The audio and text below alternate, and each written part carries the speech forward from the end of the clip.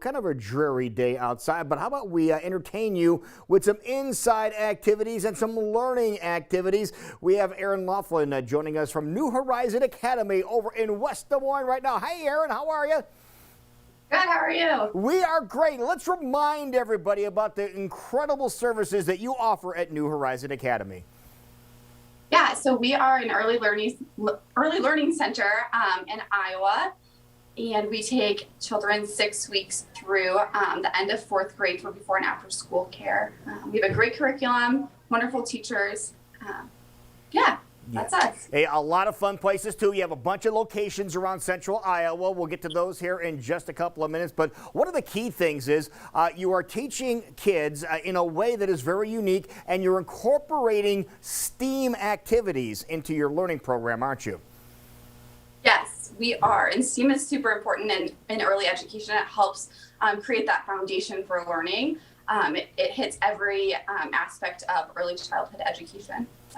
Okay, and you're taking everyday activities and things that are very common, especially timely at the same time, and you're teaching kids how to utilize them. And let's give an example of something that you're utilizing right now as we're into the Halloween type season. What are you doing now to inspire kids?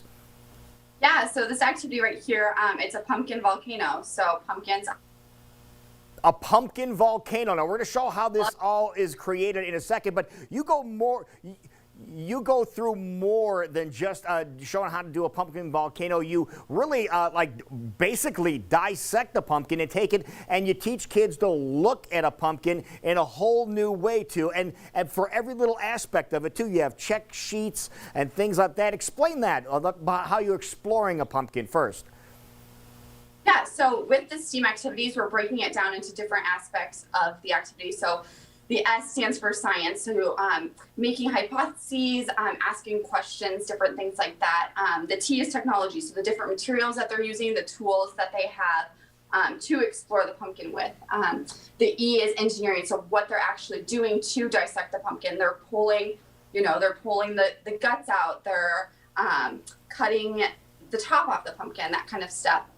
The A is art, so anything art related, songs about pumpkins, the colors of the pumpkins. In this activity we add food coloring, and that hits the art component as well. And then the M stands for math, so counting, measuring, all of those different things. Yeah, I saw one of your sheets that you included, one of your worksheets, and you talking about counting, and I saw one of the last questions was, after they're exploring the pumpkin, like, what does the pumpkin feel like? What is the inside like? Is it wet or is it dry? And then the last one there, how many seeds are inside that pumpkin? Boy, you want to talk about an activity that will keep kids busy, won't it?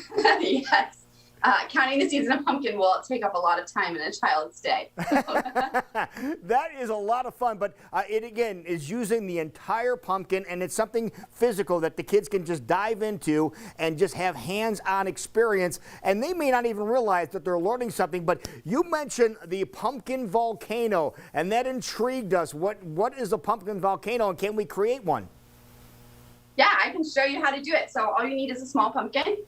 You'll cut the top off and have the kids take all the guts and the seeds out, and that's where you can, count the seeds, talk about what the guts feel like, all of those fun things. You're going to need a tray because they can get pretty messy. So what you'll do is you will fill the pumpkin 2/3 of the way with water. Okay, so dump the water in there. Perfect. Okay. So then after you fill it with water, you will add the baking soda, and in this activity it's 4 to 6 tablespoons of baking soda. All right, so throw some baking soda in there. Now after you're done with the baking soda, we understand it looks like you have some dish soap over there too, and you're going to add that in there. Okay, so there's the baking soda goes in there. We have under a minute there, Erynn, so okay. We can create this. You add the baking soda.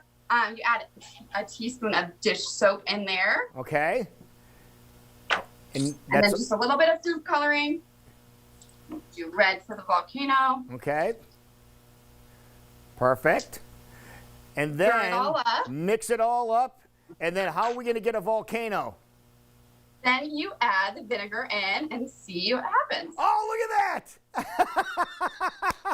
That is so cool. And you make sure you have something that will catch everything, or maybe do it in a sink or something like that. But if people want to get information on how they can create their own pumpkin volcano and about all the other activities surrounding New Horizon Academy, what's the best thing they can do? You can go online to www.newhorizonacademy.net, and there's a bunch of learning activities, information about our programs, places to schedule a tour, all that fun stuff. Erynn, thank you so much. Thank you for showing us the pumpkin volcano that gets us in the spirit of the season. We appreciate it so much. Yeah, thank you. Thank you very much. How about that, folks? Now you learn how to make a pumpkin volcano.